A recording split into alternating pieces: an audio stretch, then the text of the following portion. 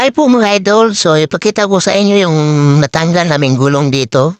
Tinanggal ko na yung gulong niyan tapos kinuha ko na yung nasira dyan, yung papalitan namin. So, pasensya na kayo manok na tumutila o kano. Ayan, silipin natin yung sa ilalim mga idol. Mga buhay bukid. Ayan, shout out sa mga ating mga idol dyan. Ayan, tinanggal ko na yung kinututuro ko. Idol kasi natanggal yung parang tuhog niya sa ilalim. So nahirapan ako dyan.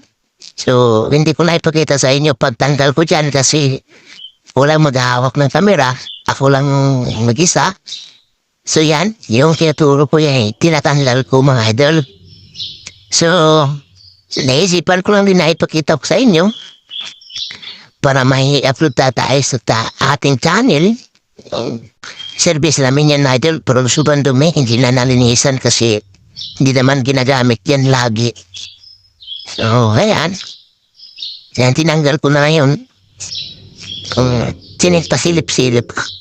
Sinisilip-silip ko pa mga idol kasi na nabulol-bulol ako mga idol, no? Ayan. So, tinanggal ko na yung gulong dyan. Ayun. Ang isang gulong man isilalim, tapos tinakan ko. Tapos pinidyoan ko yung paligid. Tapos yung yung aso ko talaga, idol, lagi talaga sumama sa akin kahit saan ako. Pero pag uwi ko sa amin, maiwan lang siya dito. Meron naman siguro tao na mag-alagaan yan. At hindi ko rin siya pwede dadalhin mga idol kasi hindi naman siya nabakunahan.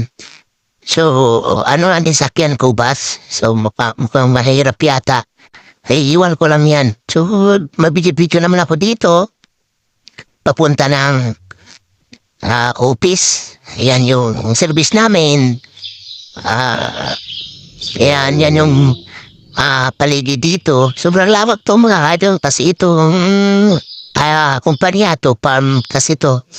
So, kami nang natitira dito dahil hindi na ito napupirit dahil mula nung